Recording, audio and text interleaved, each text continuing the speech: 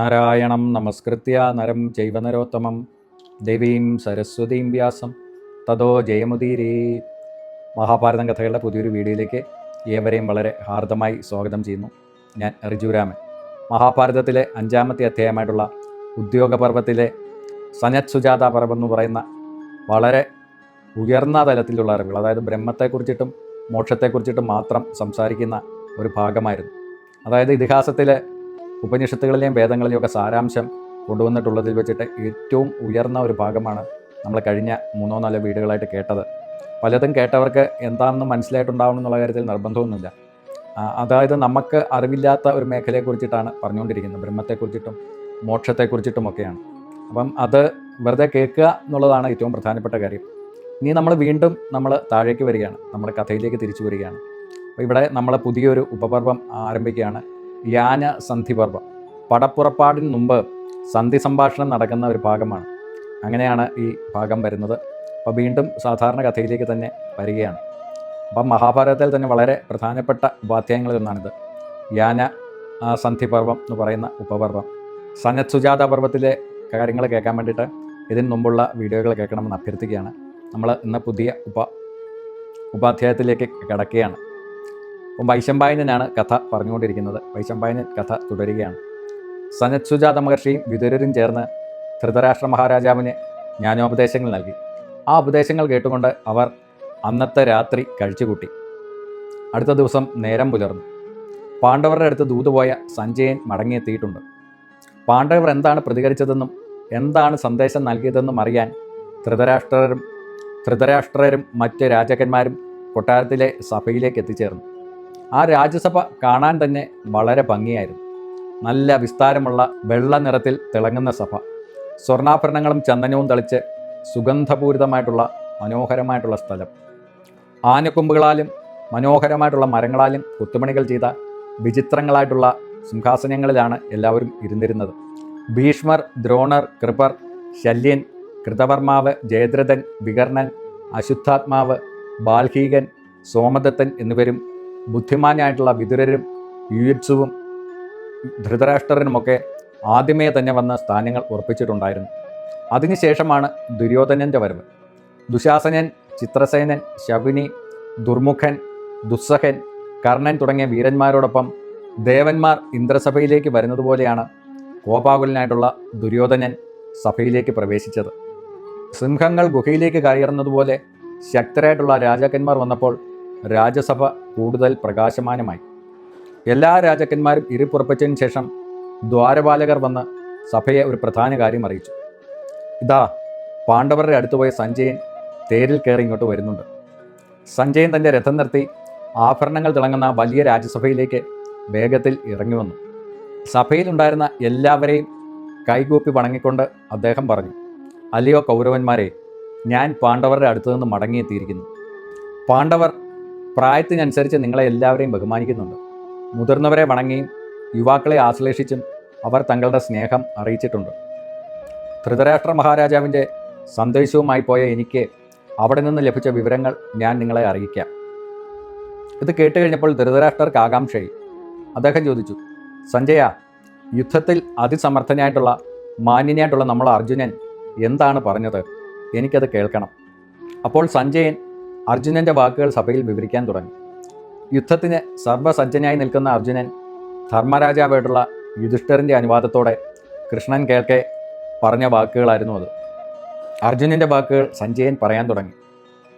സഞ്ജയ, നീ കൗരവ സഭയിൽ ചെന്ന് ദുര്യോധനോടും ദുഷ്ടബുദ്ധിയായുള്ള ആ കർണനുമൊക്കെ കേൾക്കെ പറയണം. എന്നോടെപ്പോഴും യുദ്ധത്തിന് മുതിരുന്ന മരണമടുത്തവനും മൂഢനുമായ ദുര്യോധനനും അവനോടൊപ്പം ചേർന്ന മറ്റ് രാജാക്കന്മാരും മന്ത്രിമാരും എൻ്റെ ഈ വാക്കുകൾ നന്നായി കേൾക്കട്ടെ. അർജുനൻ ഇത് പറയുമ്പോൾ അവൻ്റെ കണ്ണുകൾ താമരപ്പൂ പോലെ ചുവന്നു തൊടുത്തു എന്നാണ് സഞ്ജയൻ പറയുന്നത്. ഗാന്ധീവധാരിയായിട്ടുള്ള അർജുനൻ കൗരവർക്ക് നൽകിയ താക്കീത് ഇതായിരുന്നു: യുധിഷ്ഠിര മഹാരാജാവിൻ്റെ രാജ്യം ദുര്യോധനൻ വിട്ടുകൊടുക്കാൻ തയ്യാറായില്ലെങ്കിൽ കൗരവർ വലിയൊരു പാപത്തിൻ്റെ ഫലം അനുഭവിക്കേണ്ടി വരും. ഭീമൻ, അർജുനൻ, നകുലൻ, സഹദേവൻ, കൃഷ്ണൻ, സാത്വികി, ദൃഷ്ടദ്യുമ്നൻ, ശിഖണ്ഡി, യുധിഷ്ഠിരൻ എന്നിവരോട് ദുര്യോധനൻ യുദ്ധത്തിനാണ് പുറപ്പെടുന്നതെങ്കിൽ അന്ന് കാണാം. ആകാശവും ഭൂമിയും ഒരുപോലെ കത്തിയിരിയുന്നത് അന്ന് കാണാം. സഞ്ജയൻ സഭയിൽ അർജുനൻ്റെ വാക്കുകൾ വിവരിക്കുന്നത് തുടരുകയാണ്. ഇവരെയൊക്കെ തോൽപ്പിച്ച് രാജ്യം പിടിച്ചെടുക്കാമെന്ന് ദുര്യോധനൻ കരുതുന്നുണ്ടെങ്കിൽ അത് അവൻ്റെ വെറും ബുദ്ധിശൂന്യത മാത്രമാണ്. പാണ്ഡവർക്ക് അർഹതപ്പെട്ട പകുതി രാജ്യം നൽകാതെ അവരെ കാട്ടിലേക്ക് നാട് കടത്തിയതിനേക്കാൾ വലിയൊരു ദുരന്തമാണ് കൗരവരെ ഇനിയും കാത്തിരിക്കുന്നത്. ജ്ഞാനവും തപസ്സും ശൗര്യവും ധർമ്മരക്ഷയുമുള്ള പാണ്ഡവരിൽ നിന്നാണ് ദുര്യോധനൻ അന്യമായി രാജ്യം തട്ടിയെടുത്തത്. സത്യവും ക്ഷമയുമുള്ള യുധിഷ്ഠിര മഹാരാജാവിനെ ചതിച്ചാണല്ലോ അവർ ഇത്രയും കാലം കഷ്ടപ്പെടുത്തിയത്. എന്നാൽ ശാന്തനായിട്ടുള്ള ആ ജ്യേഷ്ഠൻ്റെ ഉള്ളിൽ കൗരവരോടുള്ള കോപം ഒരു വലിയ തീയായി വളർന്നുകൊണ്ടിരിക്കുകയാണ്. വേനൽക്കാലത്ത് ഉണങ്ങിക്കിടക്കുന്ന ഒരു കാട്ടിൽ തീ പിടിച്ചാൽ അത് കാടിനെ മുഴുവൻ കത്തിച്ച് ചാമ്പലാക്കും. അതുപോലെ ശുദ്ധാത്മാവായിട്ടുള്ള യുധിഷ്ഠിരൻ്റെ ഒരൊറ്റ നോട്ടം മതി ധൃതരാഷ്ട്രരുടെ ഈ വലിയ സൈന്യം അപ്പാടെ കത്തിയെറിയാൻ. കോപത്തോടെ ഗദയുമേന്തി വിഷം തുപ്പുന്ന പാമ്പിനെ പോലെ ഭീമൻ എപ്പോൾ യുദ്ധക്കളത്തിൽ രഥത്തിലേറി വരുമോ അന്ന് ദുര്യോധനൻ യുദ്ധത്തിൻ്റെ യഥാർത്ഥ വേദന അറിയും.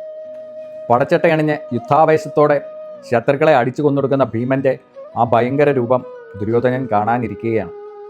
അർജുനൻ്റെ വാക്കുകൾ കേൾക്കുമ്പോൾ തന്നെ ഏതൊരു ശത്രുവിൻ്റെയും നെഞ്ചൊന്ന് പിടയും. അദ്ദേഹം തുടർന്നു. ഭീമൻ്റെ ഗദയേറ്റ് മലകൾ പോലെയുള്ള വലിയ ആനകൾ തല തകർന്ന് കുടത്തിൽ നിന്ന് വെള്ളം ഒഴുകുന്നത് പോലെ ചോരയൊലിപ്പിച്ച് വീഴുന്നത് കൗരവർക്ക് കാണേണ്ടി വരും. പശുക്കൂട്ടത്തിലേക്ക് സിംഹം കയറി ചെല്ലുന്നത് പോലെയാണ് ഭീമൻ കൗരവരുടെ 100 പേരിലേക്ക് കയറി ചെല്ലാൻ പോകുന്നത്. ആപത്തിൽ ഒട്ടും ഭയമില്ലാത്ത ഭീമൻ ഒരൊറ്റ തേരിൽ വന്ന് തൻ്റെ ഗദ കൊണ്ട് ശത്രുപ്പടയെ പൊടിയാക്കും. മഴ ഉപയോഗിച്ചിട്ട് കാട് വെട്ടിത്തെളിക്കുന്നത് പോലെ ഭീമൻ കൗരവപ്പടയെ മുടിച്ചു കളയുമ്പോൾ അന്ന് ദുര്യോധന കടുത്ത സന്താപം അനുഭവിക്കാം. പുല്ലുമേനൻ ഒരു ഗ്രാമത്തിന് തീപിടിച്ചാൽ എങ്ങനെയായിരിക്കും? അതുപോലെയാകും ഭീമൻ. അങ്ങനെയായിരിക്കും ഭീമൻ്റെ ആയുധമാകുന്ന അഗ്നിയിൽ കൗരവ സൈന്യം വെന്തുരുകുന്നത്. ഇടുത്തി വെട്ടി വിളവുകൾ കരിഞ്ഞു പോകുന്നത് പോലെ കൗരവീരന്മാർ ചത്തുവീഴും. പേടിച്ചോടുന്ന ശത്രുക്കളെ ഭീമൻ പിന്തുടർന്ന് വേട്ടയാടുന്ന കാണുമ്പോൾ ധൃതരാഷ്ട്രർ ദുഃഖം കൊണ്ട് പശ്ചാത്തപിക്കും. ഭീമനെ പിന്തുടർന്ന് വരുന്ന നകുലൻ കൗരവയോദ്ധാക്കളുടെ തലകൾ വളരെ അനായാസമായി വെട്ടി കുന്നുകൂട്ടും. ദീർഘകാലം കാട്ടിൽ കഷ്ടപ്പെടേണ്ടി വന്ന ആ നകുലൻ ക്രൂദ്ധനായിട്ടുള്ള ഒരു സർപ്പത്തെ പോലെ ശത്രുക്കൾക്ക് നേരെ വിഷം തുപ്പും. ധർമ്മരാജാവിൻ്റെ നിർദ്ദേശപ്രകാരം ജീവൻ കളയാൻ പോലും തയ്യാറായി നിൽക്കുന്ന പാണ്ഡവയോദ്ധാക്കൾ കൗരവപ്പടയെ തകർക്കുന്നത് കാണുമ്പോൾ ധൃതരാഷ്ട്രർക്ക് പശ്ചാത്തപിക്കേണ്ടി വരും. ചെറിയ കുട്ടികളാണെങ്കിൽ പോലും മുതിർന്നവരെ പോലെ അസ്ത്രവിദ്യയിൽ മിടുക്കരായിട്ടുള്ള ഉപപാണ്ഡവർ അഥവാ ദ്രൗപദിയുടെ പുത്രന്മാർ പ്രാണം പണയം വെച്ച് കൗരവരെ ഓടിക്കും. നല്ല വേഗതയുള്ള കുതിരകളെ പൂട്ടിയ രഥത്തിൽ പാഞ്ഞു വരുന്ന നകുലൻ തൻ്റെ അസ്ത്രങ്ങൾ കൊണ്ട് ശത്രു രാജാക്കന്മാരുടെ തലകൾ അറുത്തു വീഴ്ത്തും. യുദ്ധക്കളത്തിൽ സർവ്വ ദിക്കുകളിലും പാഞ്ഞു നടന്ന് മരണം വിതയ്ക്കുന്ന നകുലിനെ കാണുമ്പോൾ ദുര്യോധനൻ കടുത്ത സങ്കടത്തിലാകും. ശകുനിയെ നേരിടാൻ പോകുന്ന സഹദേവനെക്കുറിച്ചിട്ടും അർജുനൻ വ്യക്തമായ താക്കീത് നൽകി. സത്യവാദിയും ബുദ്ധിമാനുമായ സഹദേവൻ ഈ ഘോരയുദ്ധത്തിൽ ശത്രുസൈന്യത്തെ അടിച്ചു തകർത്ത് ഒടുവിൽ കപടതന്ത്രശാലിയായിട്ടുള്ള ശകുനിയെ തന്നെ നേരിടും. ക്രൂര സർപ്പങ്ങളെപ്പോലെ പാഞ്ഞെടുക്കുന്ന ദ്രൗപദിയുടെ പുത്രന്മാരെ കാണുമ്പോൾ ധൃതരാഷ്ട്ര പുത്രന്മാർ ഭയന്നു വിറയ്ക്കും. അതുമാത്രമല്ല, കാർമേഘത്തിൽ നിന്ന് മഴ പെയ്യുന്നത് പോലെ ശരമാരി പെയ്ച്ച് ശത്രുക്കളെ മുടിക്കുന്ന അഭിമന്യുവിനെ കൂടി അവർക്ക് നേരിടേണ്ടി വരും. കൃഷ്ണന് തുല്യനായ അസ്ത്രവിധിയിൽ തികഞ്ഞ ബാലൻ്റെ പരാക്രമം കാണുമ്പോൾ ദുര്യോധനൻ യുദ്ധം കാരണം കടുത്ത സന്താപം അനുഭവിക്കും. അഭിമന്യു ചെറിയൊരു കുട്ടിയാണെങ്കിലും യുദ്ധക്കളത്തിൽ അവൻ യമനെപ്പോലെയാണ് കൗരവപ്പടയെ തകർക്കാൻ പോകുന്നത്. അതുപോലെ തന്നെ പാണ്ഡവരുമായി ചേർന്ന് നിൽക്കുന്ന പാഞ്ചാലദേശത്തെ വീരന്മാരായിട്ടുള്ള യുവാക്കൾ കൗരവ സൈന്യത്തെ വെട്ടിനിരത്തും. പ്രായം ചെന്നവരാണെങ്കിലും യുദ്ധത്തിൽ അതിർസമർത്ഥരായിട്ടുള്ള ദ്രുപദ രാജാവും വിരാട രാജാവും തങ്ങളുടെ സൈന്യവുമായി വന്ന കൗരവപ്പടയെ മുടിച്ചു കളയും. ഇതെല്ലാം കാണുമ്പോൾ ദുര്യോധനൻ കടുത്ത സങ്കടത്തിലാകും. മഹാവീരനായിട്ടുള്ള ഭീഷ്മരുടെ മുന്നിലേക്ക് പടച്ചട്ടയണിച്ച് ശിഖണ്ഡി വരും. ദിവ്യാസ്ത്രം കൊണ്ട് അവർ തമ്മിൽ വലിയൊരു യുദ്ധം നടക്കും. ആ യുദ്ധത്തിൽ ഭീഷ്മർ ശിഖണ്ഡിയുടെ കൈകളാൽ വീഴുന്നത് കാണുമ്പോൾ കൗരവപ്പടയുടെ പകുതി ജീവൻ അവിടെ തന്നെ പോകും. ഭീഷ്മർക്ക് ശേഷം ദ്രോണാചാര്യരെ നേരിടാൻ പോകുന്ന ദൃഷ്ടദ്യുമ്നനെക്കുറിച്ചിട്ടും അർജുനൻ വ്യക്തമായിട്ടുള്ള മുന്നറിയിപ്പ് നൽകി. ദ്രോണാചാര്യർ നൽകിയ രഹസ്യ അസ്ത്രങ്ങളുമായി പാണ്ഡവ സൈന്യത്തിൻ്റെ തലവനായിട്ടുള്ള ദൃഷ്ടദ്യുമ്നൻ മുന്നിൽ വന്നു നിൽക്കും. ശത്രുക്കളെ കൊന്നൊടുക്കാൻ കെൽപ്പുള്ള ആ സേനാപതി കൗരവപ്പടയെ തകർത്ത് ദ്രോണരുടെ നേർക്ക് പാഞ്ഞെടുക്കും. ഇതൊക്കെ കാണുമ്പോൾ ദുര്യോധനും ധൃതരാഷ്ട്രർക്കും യുദ്ധം തുടങ്ങിയതിനെ ഓർത്ത് വലിയ പശ്ചാത്താപം തോന്നും. ഞങ്ങളുടെ ഒപ്പമുള്ള സാത്യകി ഒട്ടും ദയയില്ലാത്ത വലിയൊരു യോദ്ധാവാണ്. അവൻ അസ്ത്രങ്ങൾ വർഷിച്ച് ശത്രുക്കളെ മൂടിക്കളയും. സിംഹം പശുക്കൂട്ടത്തിലേക്ക് ചാടി വീഴുന്നതുപോലെ സാത്യകി യുദ്ധക്കളത്തിലേക്ക് ഇറങ്ങുമ്പോൾ ശത്രുക്കൾ ഭയന്നോടും. മലകളെപ്പോലും തകർക്കാൻ ശേഷിയുള്ള ഒരു മഹാത്മാവാണവൻ. അവനെ തടഞ്ഞു നിർത്താൻ ആർക്കും കഴിയില്ലെന്ന് ദുര്യോധനനോട് ചെന്ന് പറയുക. ആകാശത്തിൽ സൂര്യൻ തിളങ്ങുന്നത് പോലെയാണ് സാത്യകി യുദ്ധക്കളത്തിൽ നിൽക്കുക. 4 വെളുത്ത കുതിരകളെ പൂട്ടിയ രഥത്തിൽ സാത്യകി വരുന്നത് കാണുമ്പോൾ തന്നെ ദുര്യോധനൻ ഭയപ്പെടും. അതുമാത്രമല്ല, വെള്ളക്കുതിരകളെ പൂട്ടിയ ഹനുമാന്റെ അടയാളമുള്ള കൊടിപാറുന്ന എൻ്റെ രഥത്തിൽ ഞാൻ കൃഷ്ണനോടൊപ്പം വില്യമേന്തി വരുമ്പോൾ കൗരവരുടെ അവസ്ഥ എന്താവും? ഞാൻ ഗാന്ധീവത്തിൽ അമ്പു തൊടുത്ത് വലിക്കുമ്പോൾ മേഘഗർജനം പോലെ വലിയൊരു ശബ്ദമുണ്ടാകും.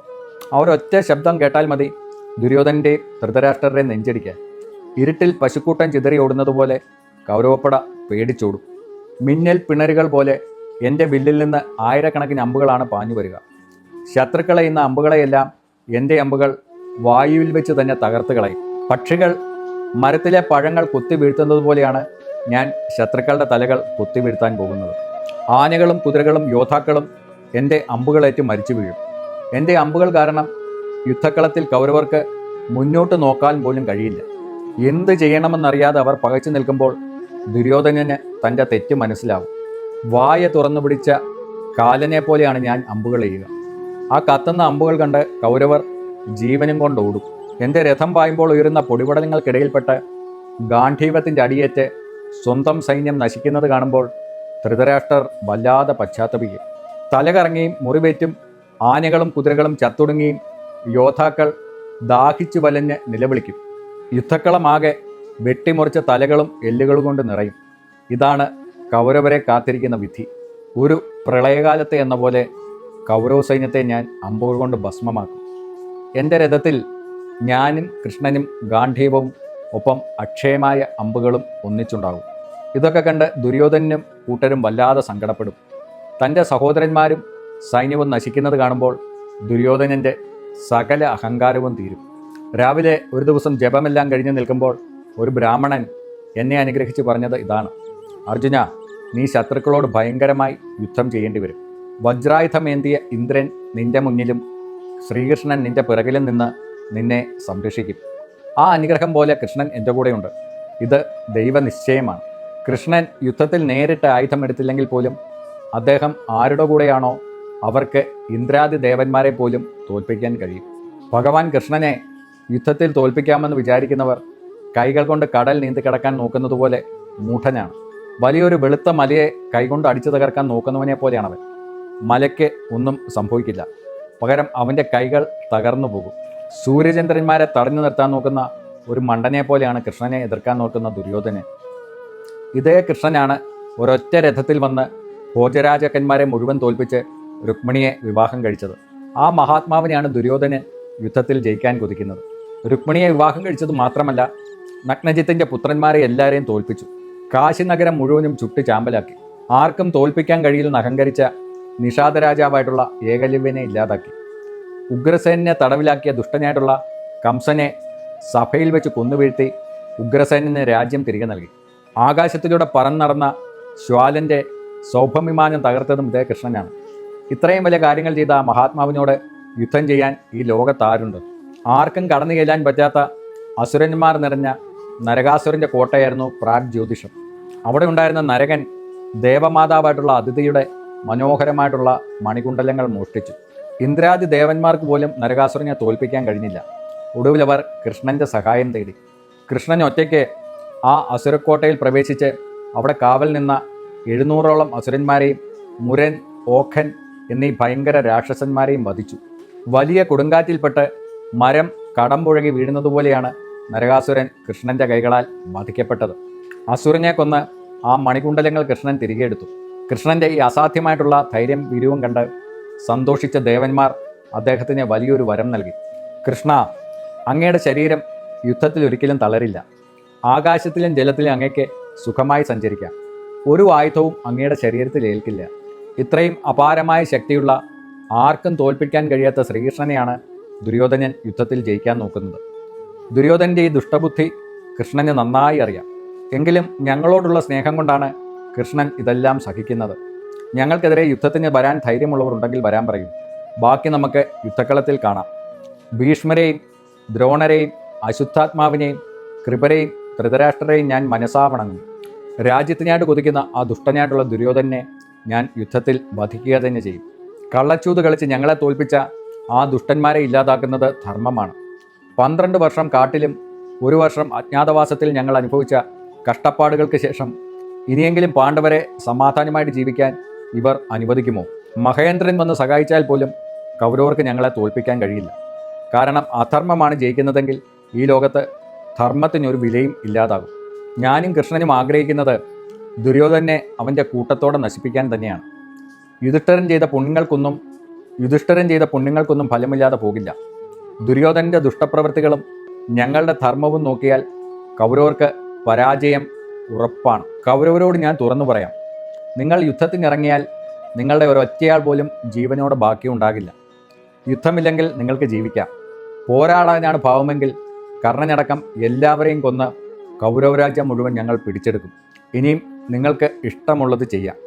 നക്ഷത്രങ്ങളുടെ ഗതിയും ശാസ്ത്രങ്ങളും നന്നായി അറിയുന്ന പ്രഗത്ഭരായിട്ടുള്ള ജ്യോത്സ്യന്മാർ ഞങ്ങളുടെ കൂടെയുണ്ട്. വരാൻ പോകുന്ന വലിയ നാശത്തെക്കുറിച്ചിട്ട് അവർ പ്രവചിച്ചു കഴിഞ്ഞു. പാണ്ഡവർക്ക് വിജയവും കൗരവർക്ക് സർവനാശവും ഉണ്ടാകുമെന്നാണ് അവരുടെ പ്രവചനം. ശത്രുക്കളെ നശിപ്പിച്ച് പാണ്ഡവർ രാജ്യം മുഴുവൻ തിരിച്ചു പിടിക്കുമെന്ന് ഒരു യുദ്ധം വന്നെങ്കിലെന്ന് കരുതി എൻ്റെ ഗാന്ധീവമ്പില് തനിയെ വിറകൊള്ളുകയാണ്. അമ്പുകൾ സൂക്ഷിക്കുന്ന ആവനാഴിയിൽ നിന്ന് അസ്ത്രങ്ങൾ തനിയെ പുറത്തേക്ക് ഉയർന്നു വരുന്നു.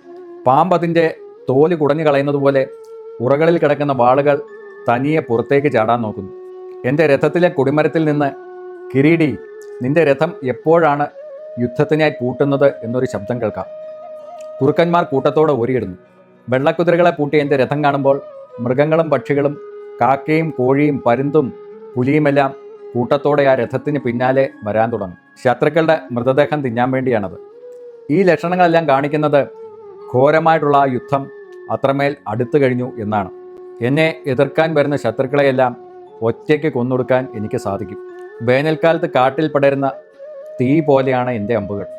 എൻ്റെ പക്കലുള്ള പാശുപതാസ്ത്രവും ഇന്ദ്രൻ നൽകിയ ദിവ്യാസ്ത്രങ്ങളും ഞാൻ പ്രയോഗിക്കാൻ തുടങ്ങിയാൽ പിന്നെ ഇവിടെ ആരും ബാക്കിയുണ്ടാവില്ല. എല്ലാം ഒടുക്കിക്കഴിഞ്ഞാൽ ഞാൻ അടങ്ങും.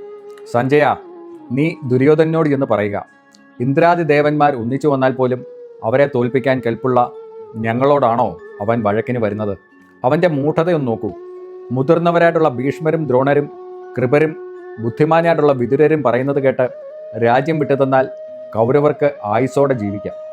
വഴങ്ങാൻ തയ്യാറല്ലെങ്കിൽ അവർക്ക് രക്ഷയുണ്ടാകില്ലെന്ന് ഉറപ്പിച്ചു പറഞ്ഞേക്കൂ. യാനസന്ധി പർവ്വത്തിൻ്റെ ബാക്കിയുള്ള ഭാഗങ്ങൾ നമുക്ക് അടുത്തൊരു വീഡിയോയിൽ കേൾക്കാം. ഇതുവരെ ക്ഷമയോട് കൂടിയിട്ട് കേട്ടുകൊണ്ടിരുന്ന എല്ലാ സജ്ജനങ്ങൾക്കും എൻ്റെ ഹൃദയത്തിൽ നിന്നുള്ള നന്ദി അറിയിക്കുന്നു. അടുത്തൊരു വീഡിയോയിൽ നമുക്ക് വീണ്ടും കാണാം. എല്ലാവർക്കും നമസ്കാരം.